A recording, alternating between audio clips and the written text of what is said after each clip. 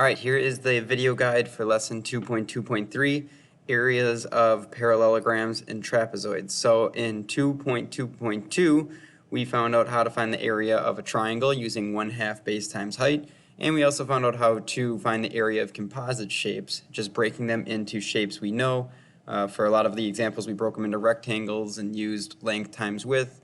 And today we're going to expand this knowledge of areas with our parallelograms and trapezoids.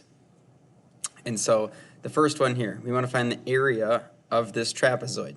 And there's a lot of different methods, but the way I'm going to say it is we know triangles, and I see a triangle here, and I want to create maybe another triangle over here. And again, this is just one method, but we can create another triangle over here. And what I can do then is it's almost like a composite shape. I can find the whole thing by doing my length of 14 times my height, which is 5, and I can find the area of this whole thing, which would be 70. Oops, sorry.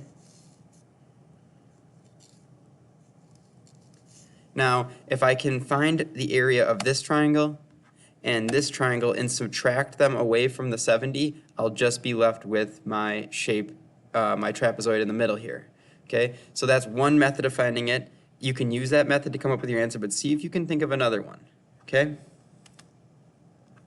here we have a parallelogram, and it's again just going to ask us to try to find a way to find the area of this shape. And the way I see this is we have this triangle, this imaginary triangle here, down here, that's not part of my shape, and we have this real part of the triangle that is part of my shape. But if I look at it, this triangle here that I'm going to make blue is the same. And so what I'm going to do is, and this is picturing it, visualizing it in my head, is I'm going to slide that down, and so it lands down in this area down here. Okay, which means it's no longer up here. It has now moved to down here. And you can see, if I change colors, maybe to red here, that in that sliding motion, I have now created a rectangle that I can find the area of. And I know the area of this red rectangle is going to be the same as my parallelogram because I am just moving this piece to where it could go, hypothetically, because it's the same size as this piece that's missing down here. And so we can find this area and it will be the same. Okay, so then again, you have a length here and you have a width here. You can find the area. All right, and now we just get an introduction, a vocab word, parallelogram. We've seen this word before, but it's just a slide telling us that's what a parallelogram is. Now, we have this question kind of relating to that first problem. Is it going to be this rectangle here, 8 by 20, the same as this parallelogram, 8 by 20? Is it the same? Because one person's saying yes it is, one person's saying no it's not, and you'll click on who you think is right and explain your thinking below. Okay? Now, this is similar to what we were just doing, okay? It says, in that last screen, two lengths were given are called the base and the height. So the 9 is generally our base, and the 4 is basically our height, okay? And it says, is there a way you can transform this into a related rectangle so that you can use that base and height to find the area? And again, I think if you take this triangle right here and you move it to over to here, you can come up with that, and that's terrible drawing, but you can come up with that rectangle and you can end up solving for your area again, okay? Because if it's a rectangle, we know how to do it. And if we don't know how to do it, now is a good time to pause, send me an email, and I'll explain this in greater detail. Again, this one, I'm sorry for the kind of the bad image here, but it wants us to try to transform this one into a related rectangle. And so we're going to take, and you can choose either portion here, but I'm going to take this portion down here, and I'm going to slide it up so that it lands up here. And I'm going to run out of room, so I'm going to just do my best to try to draw it here. It's not going to be perfect, but there is my related rectangle. And I can then again find I'll have a base here on the side and a height here with the 3. Okay, and you can then see a rectangle, we can do a rectangle. One more time, we're doing the same thing, just trying to make a related rectangle, finding the area. And then a generic version where instead of using numbers, we're using letters, where we're going to do the same thing, related rectangle, and use these letters as our base and our height to come up with an equation that works for finding area of a parallelogram. Okay, so don't feel weird about saying, okay, it's going to be, there's no numbers here, it's going to be this times this or whatever you might come up with. That's okay. Okay, that's going to be our equation for the area of a parallelogram.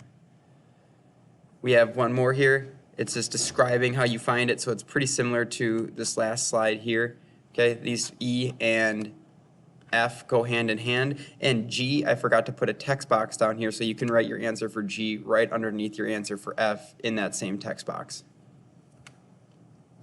Okay, then we move into the area of a trapezoid. Okay, a trapezoid is this. It's got these set of parallel lines. That's all it needs to be a trapezoid. How do we find the area of that? Well, we did it in that first problem by saying there was triangles here, and we calculated the area of the whole shape and then subtracted away the triangles. Let's see if we can do it another way.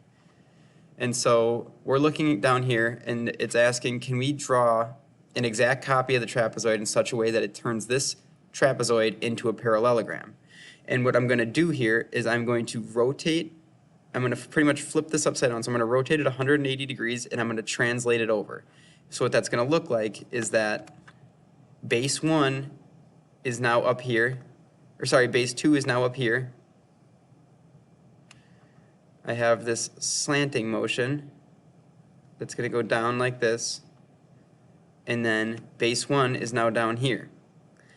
Can you see how all I did, this blue trapezoid, is just rotated 180 degrees and slid over, and so that this here is B1, this here is B2, and now we can use our parallelogram area formula to find the area of this, which we will have at this point in time. And if we don't have it, that area of a parallelogram was base times height. And so my base is, well, B1 plus B2 from that big base in the bottom. So we have that base is B1 plus B2. Our height is still just our height, because our height has not changed in this kind of motion here. And then we just need to make sure that we divide it in half so that when we finish the problem, by cutting it in half, we cut out the imaginary parallelogram, the imaginary trapezoid that we're putting in here. Okay? We'll see that same diagram here on the next slide. You see the original parallelogram. You see the second one translated over. Again, the base is now B1 plus B2 because it's the entire base. The height is still your height, and you need to cut it in half so that you only end up with one of them at the end. Okay, so see if you can write that equation the way I said it. See if you can write it in your own words here. And then we're going to start using it. Okay, and so in this problem here, she sees two triangles, but we are going to try to just come up with that area formula again for this problem here. And then it's just going to ask us in the parts before, does it make sense to what we just had in part C? Does what we see in part B equal what we see in part C, using the two different methods of finding them? And then to finish it off, we have area of a triangle, which we should know how to do. We have area of a parallelogram, which after working through the lesson we should know how to do. Oops.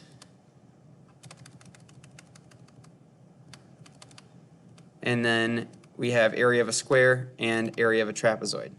Okay. Now these ones are really good problems to ask questions on, and I'm very happy to make videos for you on these questions. Say, well, I was working through the lesson and I couldn't really figure out the questions on how to find the area of a trapezoid. Could you just show me how to do the last one? And that's a good example where it's going to be similar to all trapezoids if I do this one.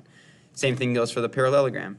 I kind of understood the questions when you were talking about them in the lesson, but I would like to see an example. Well, just email me and I'll happily make the example, or anything throughout this lesson. Just let me know and I will be happy to help you.